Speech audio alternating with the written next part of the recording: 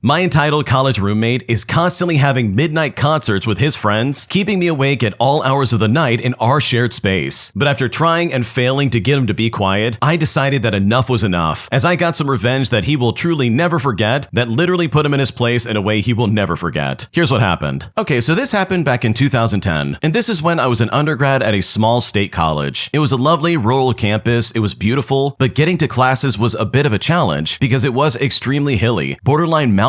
With the dorms up at the top of the hill, you had to basically either make sure you had all your things prepared for the day, or you would be running back to collect the things you needed, and if you had back-to-back classes, that was simply not going to happen without you also being very late. After a day of moving between classes, most people were pretty tired just on the merits of walking up and down the hills all day, especially without even considering the classes in addition. Now, I was in the same dorm room all 4 years, and I ended up having 3 different roommates. The first roommate didn't return for the second semester of the first year, the second roommates never even showed up at all, and the third year roommate and I got along well, but he joined the on-campus EMT team, and they had dorms for those folks elsewhere, leaving me with a new guy and the subject of this petty revenge story. And for the sake of the story, we'll call this guy Mark. Now, Mark seemed like an upright guy when I first met him. He was an exchange student from the Netherlands, and I thought that was pretty cool, because I had not had many opportunities to meet people from other parts of the world. It became apparent pretty quickly, however, that we were not very compatible. I was and am a pretty introverted person. Mostly, I just keep to myself and I did my own thing. I spent plenty of time playing video games, usually wearing earphones to avoid disturbing others or even disturbing myself. But he, on the other hand, clearly came to get the college experience and went out a lot to do whatever he cared to do. To be very clear, there is nothing wrong with this. But I will say, where Mark screwed up was that he constantly returned to the room late with friends and often put on music while they talked. And this was usually at around midnight or into like the wee hours of the morning. Multiple times, I would be woken up and I would ask them respectfully, by the way, if they could please turn down the music or go elsewhere when it is literally the middle of the night and I'm trying to sleep. And usually I just got blank stares, but begrudgingly I got compliance. Now this is problem solved, right? Well, not really, because this pattern repeated almost every night, and it stopped being a minor disturbance and became a constant source of annoyance. Now at the time I was more of a morning person myself. I woke up at about 5 o'clock, I packed my stuff for the day, and then I went down to the gym to get my day started. I tried very hard not to be disruptive to any of my roommates during my undergrad years. I tried to be quick to turn off the alarm, avoided turning on lights as much as possible, and generally tried to be courteous because I understand wanting to sleep and not wanting to be bothered when you are sleeping. Despite Mark's constant disruptions, I did my best to continue to be courteous, but my patience at the end of that first semester of my final year was just about gone. While I recovered a little over the winter break, it became clear upon Mark's return that he was not going to do anything better, and in many ways got worse. More people and louder music. After the first month of the new semester, I was about to lose my mind. I was having to tell Mark to be quiet most nights, and I was to the point where I was not being polite about it anymore. Finally, my breaking point arrived. Mark had been particularly loud and disruptive the night before, and I did just ignore it, but once the morning came around, I decided that he was absolutely going to feel my pain. So the morning comes around and the alarm goes off, and I get up, but I don't turn it off. I had a stereo that I used as speakers for my computer. I then pull up my music and I turn it on loud. Loud enough that there was no way anyone in the room could ignore it. And then once I did that, I started getting ready for my day. I turned on all the lights in the room. The drawers and doors were being opened and closed with absolutely no regard for the other person trying to sleep, as I banged through the apartment like the police looking for some hidden stash. Now here's the best part. Mark actually turned over to ask me to keep it quiet. And when he said that, I just stared him right in the eyes and said nothing. I basically dared him to have the gall to explain to me exactly why what I was doing was wrong, while his behavior had been okay. After a few seconds of awkward silence, he must have realized that I didn't care, and that he didn't have a leg to stand on, so he just rolled over, pulled a blanket over his head, and just put up with it. I finished getting ready, finally shutting off the alarm, the music. I then shut off the lights, and with a final slam of the dorm door, I moved on with my day. Now, I never discussed the incident with Mark, but he clearly got the message, because he was very respectful for the last couple of months. He suddenly made sure to wear headphones, and to come and go at night while I was sleeping as quietly as possible. And after that, we had no further problems. But it's honestly just really disappointing that someone would need that much of a wake-up call just to not be a jerk when you're living in a shared living space. So the moral of this story is that Mark is a jerk, and that if you go to college, don't be like Mark, or you just might get a rude awakening that you're definitely not expecting. Okay, honestly, I love this so much because, dude, sometimes people need this kind of treatment. They need a taste of their own medicine to understand exactly why what they're doing is wrong. And the original poster did it so well. I love this so much. Like, my God, you are way more patient than I am. Like, I would have dealt with that maybe for 2 weeks, but then I absolutely would have been like, okay, it's time to get some revenge. This guy's not listening and he doesn't care about my sleep, so I'm absolutely gonna ruin his. So good for you for getting your revenge because your roommate absolutely deserved it. If you like Am I the Jerk, you're probably going to love Am I the Genius. Check it out, link down below in the description. Also, go to amithejerk.com/submit if you would like to submit your own stories.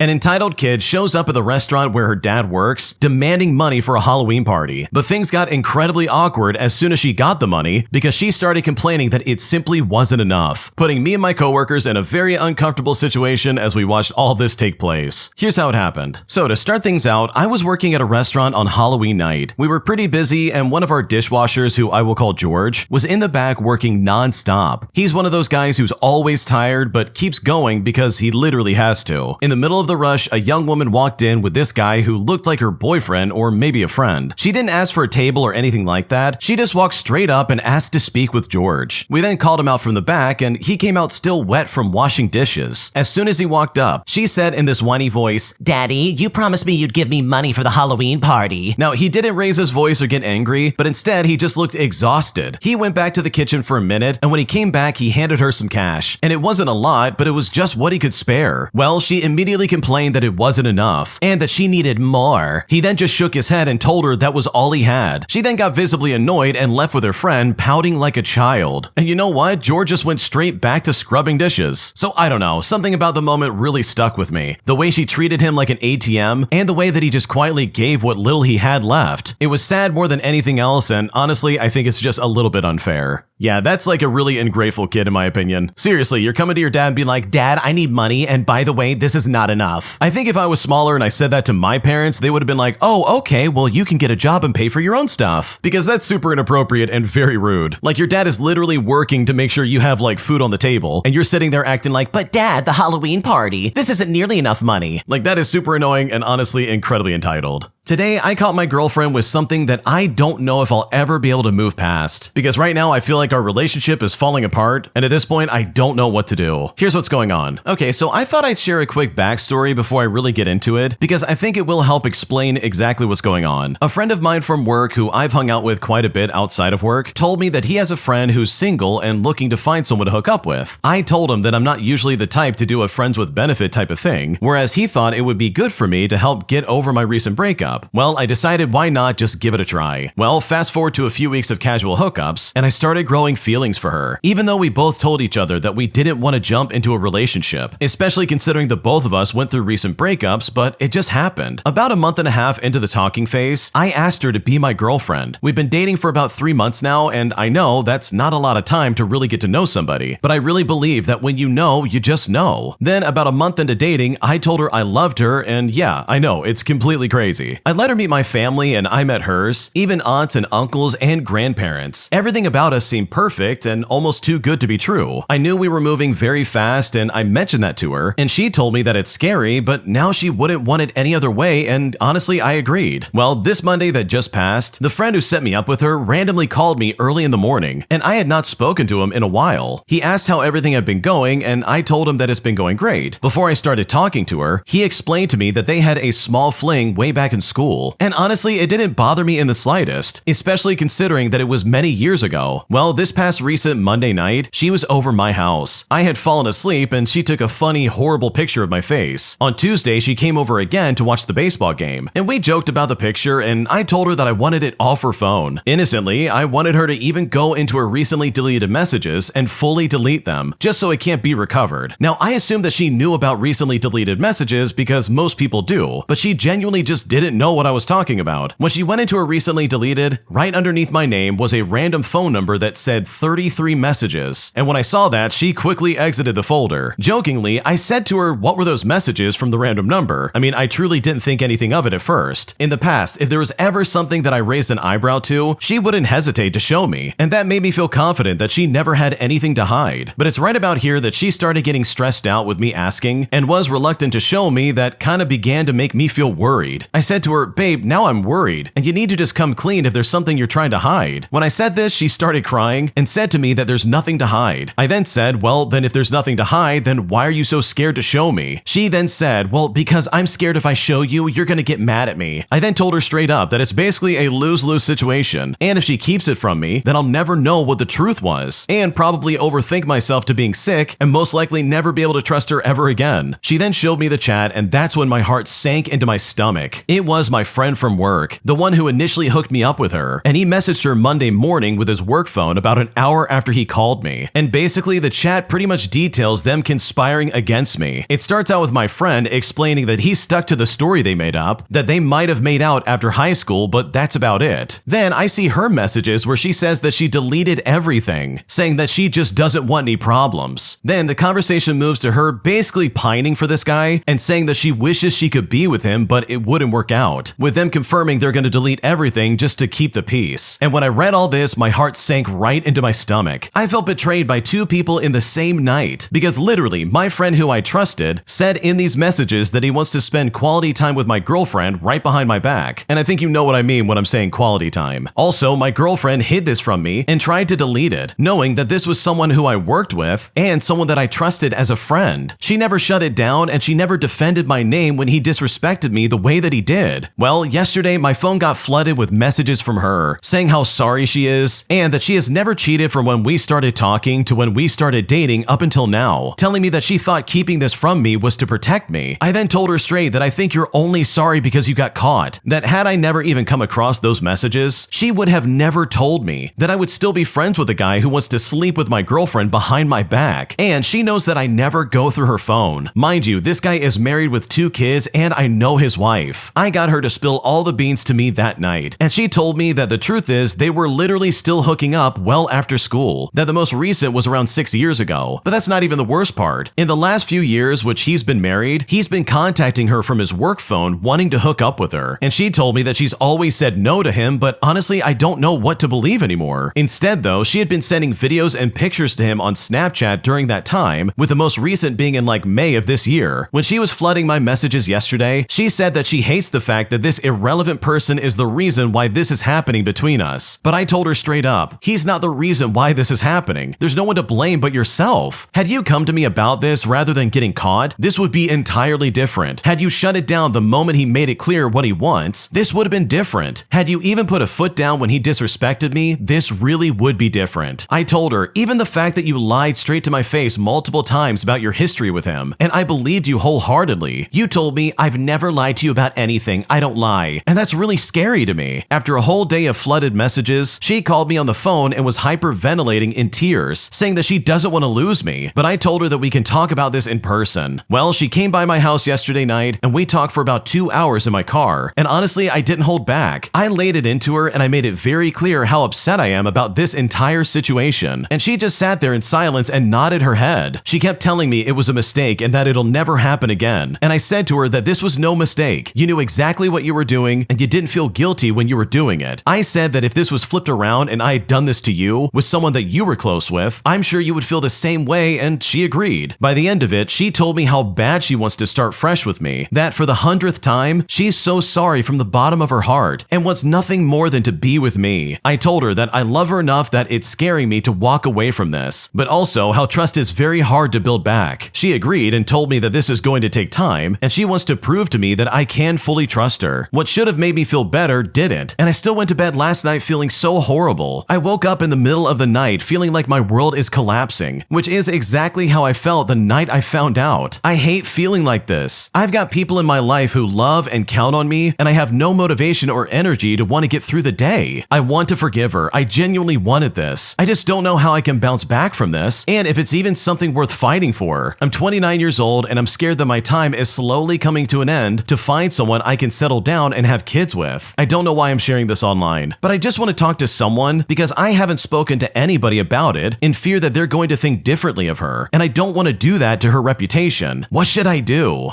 Okay, honestly, if I was in your shoes, I would probably not be looking back. Like, I am not about to tell you what you should or shouldn't do in your relationship, but if I caught my girlfriend doing this, I would be heartbroken, and I just don't think I would ever be able to get past that. But regardless, I hope this works out for you, and hopefully you guys are able to make this work in some way, because what you're describing sounds incredibly awful. Am I the jerk for continuing to walk my dog in a neighborhood that I don't live in, even though one of the residents demanded that I stop doing so? Because right now I am so confused that I just don't know what to do. Here's how it all went down. A few years back, I was walking my dog in a nearby neighborhood, and a dog that lived in that neighborhood who was off the leash came running up to my dog, and my dog nipped at him. I then apologized to the owner, and she just kind of shrugged it off and didn't seem upset. My dog then passed away, and I got another similar looking dog, and when I walked that dog through the neighborhood, the woman was angry and told me not to bring my dog into her neighborhood ever again, since her dog was traumatized and changed by the encounter with my previous dog. But I told her straight up, this is a new dog that I've got, so her dog shouldn't really be traumatized by him. She then told me to walk my dog in my own neighborhood and to stay out of her neighborhood. For the most part, I will walk my dog in my own neighborhood, but I will sometimes, like maybe once a month, walk her through her neighborhood. When she saw me walking by, she came out of the house screaming at me and said I was a jerk for continuing to walk through her neighborhood even after she told me that I can't. I then flipped her the bird and I told her that she doesn't own the streets and that I'll walk whatever street that I want. Now, I suppose it is kind of passive aggressive of me to continue walking in her neighborhood since I have many options regarding where I can walk my dog, but I feel she is wrong for telling me that I can't walk on the street in front of her house again. So am I the jerk here? Because right now I don't know what to do.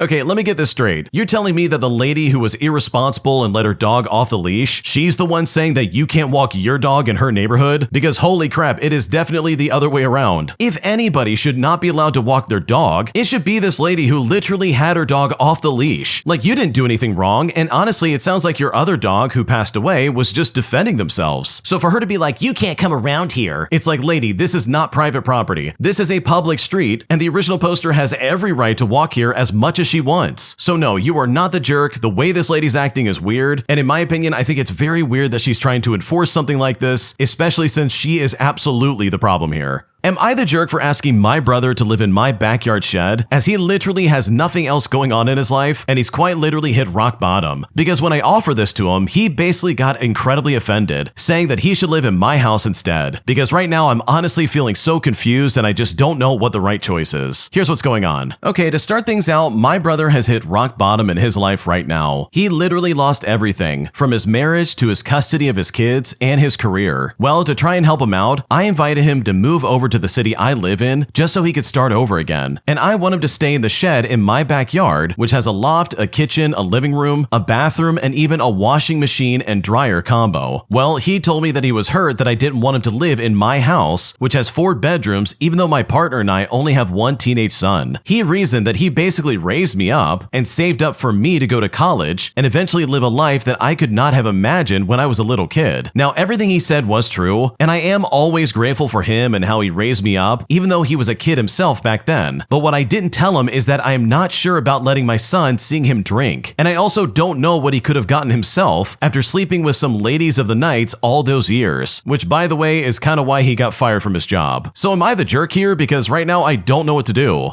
Okay, first of all, your brother's an idiot because that sounds like a sweet setup. You're calling it a shed, but let's be honest. That is basically a backyard apartment where this guy's gonna have everything he needs. So why is he acting so unreasonable about it? Why not just go with it, live there, and be like, okay, I'm gonna figure my life out? And the fact that he's trying to like guilt trip you and be like, oh wow, I basically raised you. Please let me be around your son with my terrible drinking problem and bad habits. Like, dude, what are you talking about? The backyard apartment might be like the best opportunity you have to like figure your life out and find your own place to stay. Why demand to stay in there when it's like, dude, you are not in a good spot right now? So no, you're not the jerk for asking him to live there, and you're definitely not the jerk for keeping him out of your house. Because honestly, if I was in your shoes, I would do the same thing. Today, I was violated while working my job as a server, and instead of actually supporting me, my coworkers and my boss basically told me to get over it, saying that I should just let it go and move on. But at this point, I'm honestly so devastated that I seriously just don't know what to do. Here's what's happening. So I just started serving this week, and I've got to be honest, it's already been hard after a few days, and I'm not sure how much longer I can handle it. The first few days were nothing I didn't already anticipate. Now, for reference, I am Asian, but I did have a lot of people asking if I even spoke English in the first place, and several people even said you would be a lot prettier if you just smiled. And I got this from both clients and the boss. But regardless, I just kind of brushed it off. I was serving a lady her margarita when her husband arrived. I then handed him a menu and I came back a few minutes later. The lady ordered a chicken salad and her husband ordered a burger. He wanted onion rings with it and a beer. I repeated their orders back to make sure, and as I was leaving, that's when he suddenly put his hand on my elbow. And this wasn't to get my attention for the orders. It was a stroke, like he was caressing my arm. I then jumped and froze and stared at him in shock. He then said something to me that honestly really creeped me out. He looked me in the eye and said, "And I'd also like a long, nice massage from you, preferably if you were wearing a lot less than you are right now." Then he laughed and touched my shoulder. When this guy did this, I wanted to throw up, but I couldn't react, so I just ran inside. A few minutes later, I gathered up the courage and I went right back out to him. I said to him, "Your remark was inappropriate and disgusting. You have no right to say those things and no right to touch me." He then just smirked and his wife tried to defend him, saying that he was joking. So I ran inside and I told my colleagues, thinking that they would help me since I absolutely wasn't calm. But when I said something, they basically just shrugged their shoulders and said, "Well, lots of customers are going to be crazy. You can't get mad at all of them." And then they told me to calm down and get over it. My boss is a horrible person himself and actually defended the guy. I'm glad I managed to say something, but I'm still so upset and disgusted. I guess there is nothing that I can do, but I mean, how do you even deal with these kind of situations? Because right now, I really am not sure how to go forward.